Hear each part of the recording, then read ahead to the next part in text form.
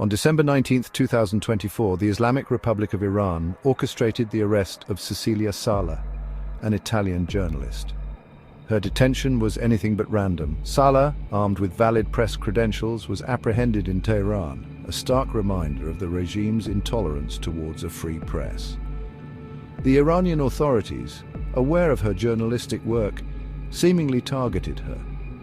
This calculated move pointed towards a larger agenda, to stifle the flow of information and intimidate those who dared to report on the ground realities of Iran. Salah's arrest sent shockwaves through the international community. Governments and press freedom organizations condemned her detention, demanding her immediate release. Her arrest was a blatant violation of international law, a stark reminder of the Iranian regime's disregard for fundamental human rights. The world watched with bated breath, hoping for her safe return. The ensuing days were shrouded in uncertainty. Salah's family, friends and colleagues grappled with fear and anxiety, clinging to hope while bracing for the worst. The Italian government, along with international allies, initiated diplomatic efforts to secure her release.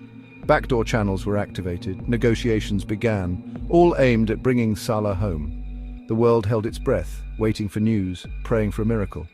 Every passing day was a testament to Salah's resilience, her courage in the face of an oppressive regime.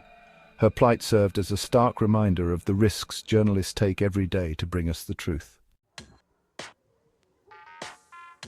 Evin Prison, a name that sends chills down the spines of those familiar with the Iranian regime's brutal tactics.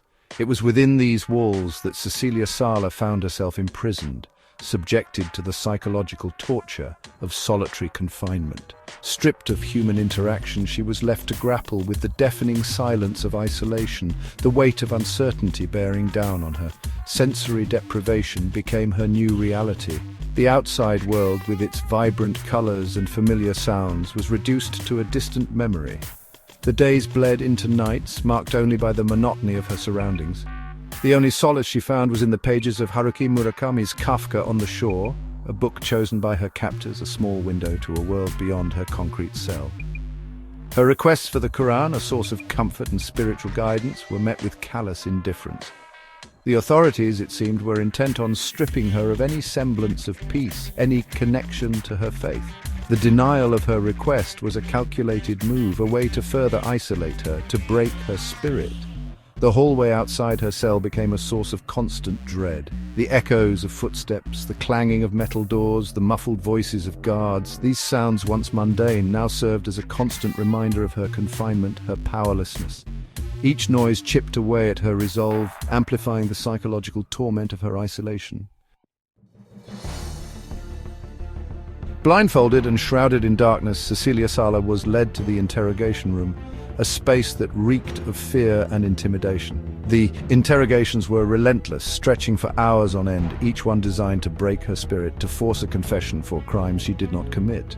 Her captors, fluent in Italian, bombarded her with questions, their words laced with veiled threats and accusations. They painted her as a threat to national security, a foreign agent sent to destabilize Iran.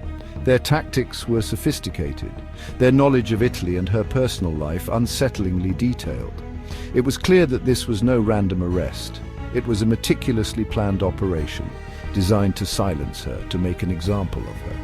During one particularly grueling interrogation, as the weight of their accusations and the exhaustion of captivity took hold, Sala was given medication. Whether intended to subdue her or simply a cruel tactic to disorient her, the act was a violation, a terrifying demonstration of the power her captors wielded. Through it all, Sala maintained her innocence. She refused to be cowed, her spirit unbroken despite the psychological torment. Her resilience in the face of such adversity was a testament to her strength, her unwavering commitment to the truth. After 21 agonizing days, a glimmer of hope emerged from the darkness. Through a combination of international pressure and tireless diplomatic efforts, Cecilia Salas was released from Evin Prison on January 8, 2025. Her freedom, however, was bittersweet. While the world celebrated her return, the scars of her ordeal ran deep, a constant reminder of the price she paid for simply doing her job.